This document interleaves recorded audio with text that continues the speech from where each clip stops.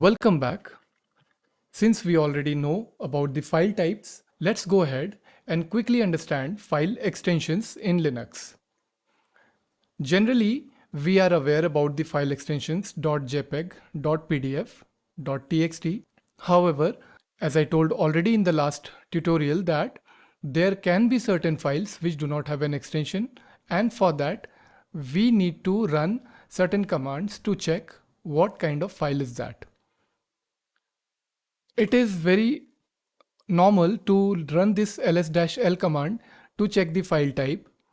But if your directory is having thousands of files, then it will be very difficult for you to run this command and then to scroll back to that particular file entry to check what kind of file is that. So for that, Linux provides us with the command file. So here I am introducing a new command to you, which is the file command. Now there's an assignment for you. You just pause the video and you check the man file and quickly come back. I hope you have checked the man file and now you have some insight about the file command. Let me first do ls and list down all the files that are in this tsh home directory. So these are the total number of files which are there in the home directory. So using the file command is very simple. You just mention the file command and after that you have to write the file name so that you get to see the kind of file or the extension that the file is using. So I will be first writing fruits dot txt. We have been dealing with this file since a long time, so let's first understand what kind of file is this. So you can see fruits.txt is a Unicode text file. Okay, what happens if I run the file command over a directory? Okay, let me just go and check. It will be a good learning. So when I run the file command over the directory, it tells me that it is a directory. It is very straightforward. Again, we have the my pipe. Let's check for this as well. File my pipe, and it very clearly says that it is a FIFO file, also known as the named pipe. I have already explained it in much detail in the last tutorial. Let me now dig deeper into the file command and see the behavior of the file command if I change the extensions of the file. So for that, I will open the home directory,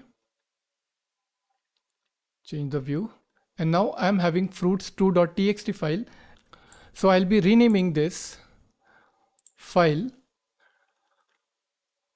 I'll give a new name just so that it is easy to type, Apple, and then I'll change the txt extension to JPEG and let me see how the command line terminal behaves. I've just minimized it and now I will run fruit, and now let me run the file command over the changed extension apple.jpg.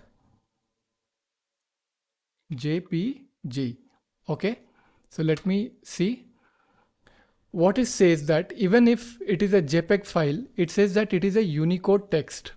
Okay, so that means after even changing the extension, the shell is able to identify the kind of extension or the kind of file I am working with.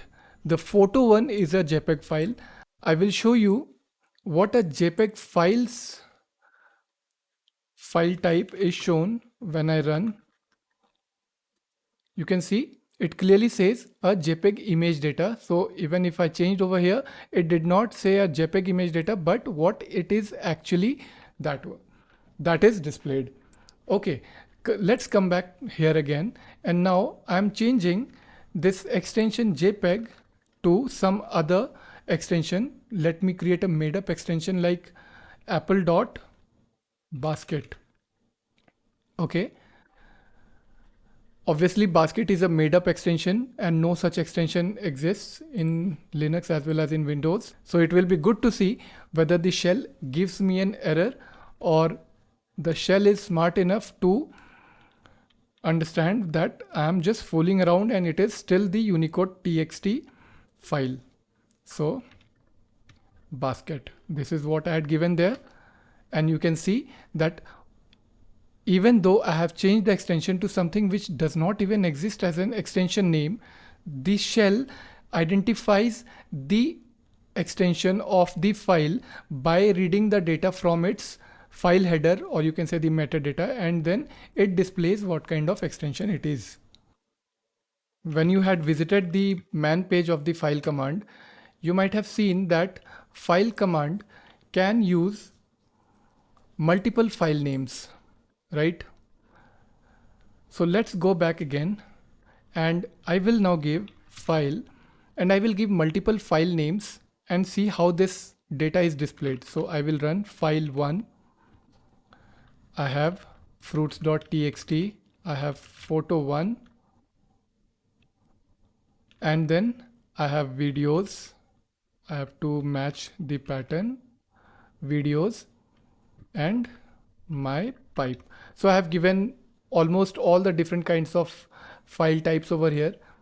Let me just enter and run. So you can see that this was the command that I had executed, and it gives me detail line by line the details of each of the files. For file 1, it is an ASCII text.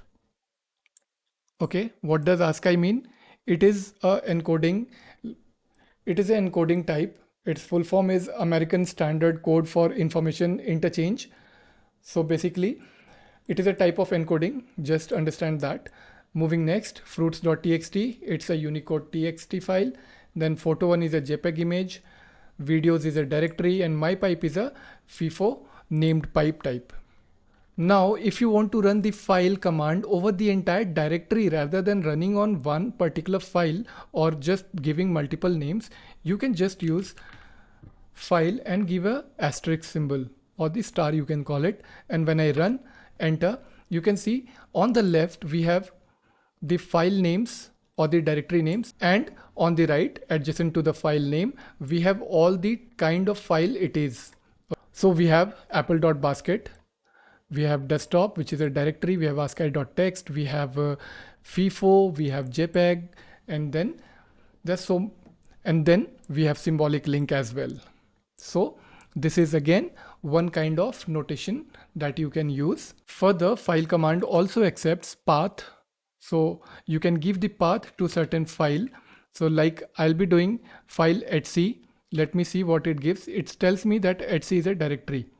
Let me just go to etc directory and see how many files are there. Okay. So I'll be using this one particularly. I'll browse back to my home directory, and from here I'll be using file, and now let me give the complete path for that particular file. Okay, I'll press enter. You can see package kit is a directory. Let me use this. So what I'm doing right now is I'm just giving an explanation that even if you give a file name or a path, or you use a asterisk symbol, file command works very perfectly on those. Now let me first clear the window and show you something more interesting again. When I go to the home page, I'll notice that I have a file created over here, mylist.txt.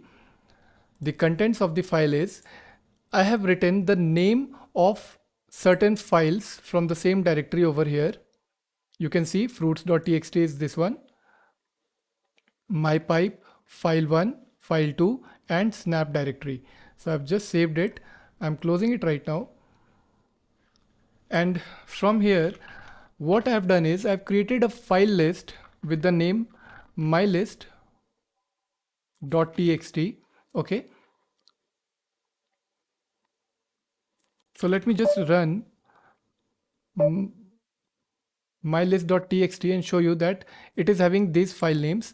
So when I run the file command and I pass the argument mylist.txt, so when I run file mylist.txt, what would be the output? I want you to pause it and just tell me. Could you think of something? So do you think that when I will run this command, it will give me the type of file and the data it is storing. If you exactly think what I just said, then I'm really sorry, that is not what the output would be. When I will run file with mylist.txt name, okay, so it will give me the kind of file mylist.txt is. Okay, but if I want the file command to run on the content of mylist.txt and not the file particularly, so I'll be using the same command, but I will just give an option -f. Okay, now if I run it, now you can see that the file command got executed on the contents of mylist.txt and not particularly on mylist.txt file. So I hope that was a lot of information about file type and file extensions. Things are very clear and you are good to go to the next tutorial. So I'll be seeing you in the next tutorial. Till then, I want you to keep practicing and explore your file system with the commands that I have just taught.